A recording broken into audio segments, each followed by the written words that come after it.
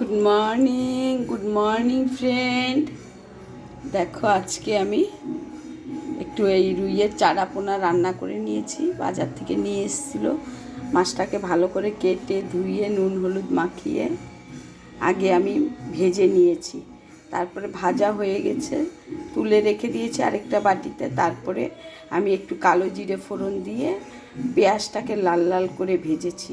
ভেজে ওর মধ্যে আমি একটু সর্ষে বাটা আর একটা কাঁচা লঙ্কা দিয়েছি। বেশি ঝাল আমরা খাই না, এই কাঁচা লঙ্কা বাটা বেটে দিয়ে দেখো আজকে আমি এই চারা পোনাটাকে এইভাবে রান্না করে নিয়েছি। আরও অনেকভাবে রান্না করা যায়, আমি আজকে এইভাবে রান্না করেছি। এর উপরে ধনে পাতাও দেওয়া যেতে পারে, কিন্তু আমার ধনে পাতা এখন ঘরে নাই, তার জন্য আমি আজকে ধনে পাতা দিইনি। এভাবে করে নিয়েছি, তোমরা এইভাবে করে খাবে। লাস্টে উপর থেকে একটু কাঁচা সর্ষের তেল দিয়ে দিয়েছিলাম। এইভাবে মাছ রান্না করে খেলে দুর্দান্ত লাগে বন্ধুরা। দেখো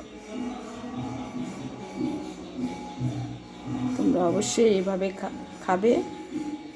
রেসিপিটি ভালো লাগলে, রেসিপিটি তো বলে দিলাম, ভালো লাগলে লাইক কমেন্ট শেয়ার করবে, আমার পাশে থাকবে, আমার ভীষণ ভালো লাগবে। সবাই ভালো থাকো, সুস্থ থাকো, এটাই ঠাকুরের কাছে প্রার্থনা। তাহলে আজকের মতো আসি, টাটা, বাই বাই।